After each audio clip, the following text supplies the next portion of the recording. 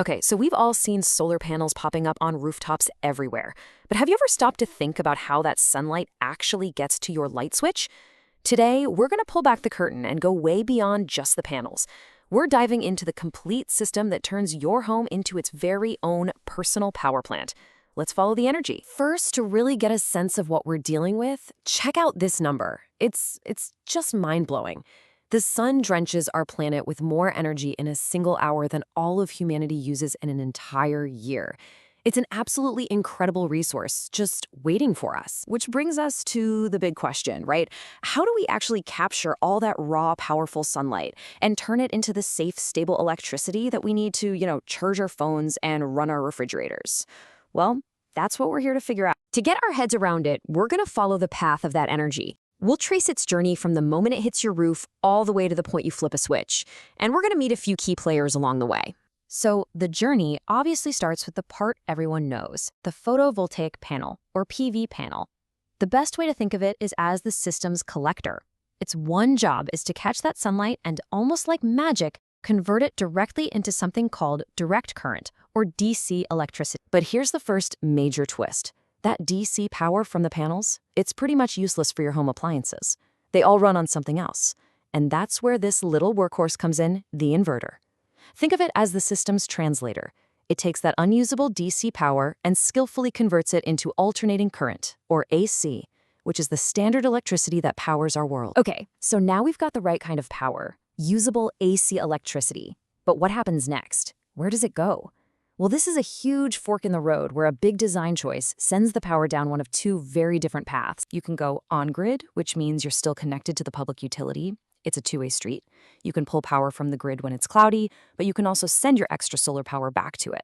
Or you can go completely off-grid. You're totally independent, a true energy island. But that freedom means you have to have a way to store your own power for when the sun goes down. So if you do go off-grid, you absolutely need to store that energy for later. The DC power from your panels flows through a device called a charge controller. It's like a smart gatekeeper that protects your battery from overcharging. And then, of course, the battery itself becomes your personal energy tank, making sure you've got the lights on, day or night. Now, with an on-grid system, things are a lot simpler in this respect. You don't always need your own battery, because you're essentially using the entire public grid as a giant shared one. You just draw from it or add to it whenever you need to. But whether you're on grid or off, a real solar setup is so much more than just panels and an inverter. If you want to build a truly safe and reliable personal power plant, you need to get to know some of the system's unsung heroes. I'm talking about all the other stuff. The protective cabinets, the surge protectors for lightning strikes, using the exact right cabling to avoid power loss, and even just proper ventilation to keep things cool. All of these are absolutely critical. But there's one on this list that's so important it gets its own special mention. Our technical guide couldn't be more clear on this. It literally says that grounding the system, the mise à la terre, is obligatory. That's not a suggestion. It's not a nice to have.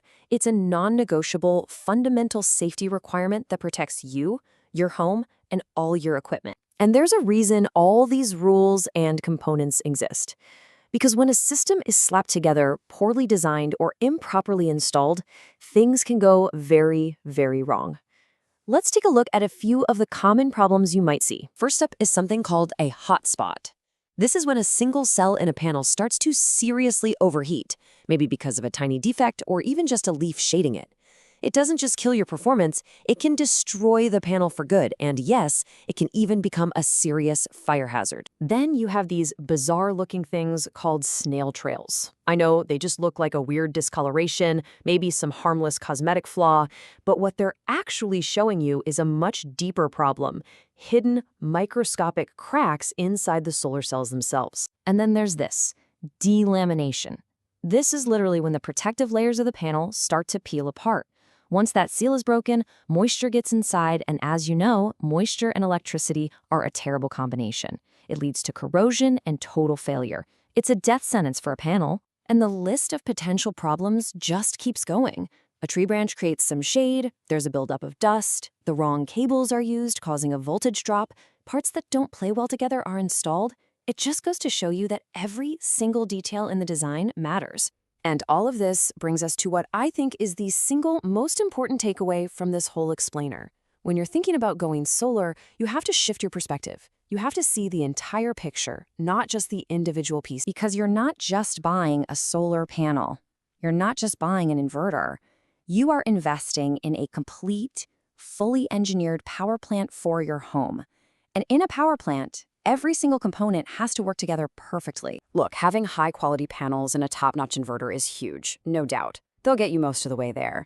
But to get to 100% reliability, the kind you can actually count on, that only comes from an intelligent, safe, and holistic system design.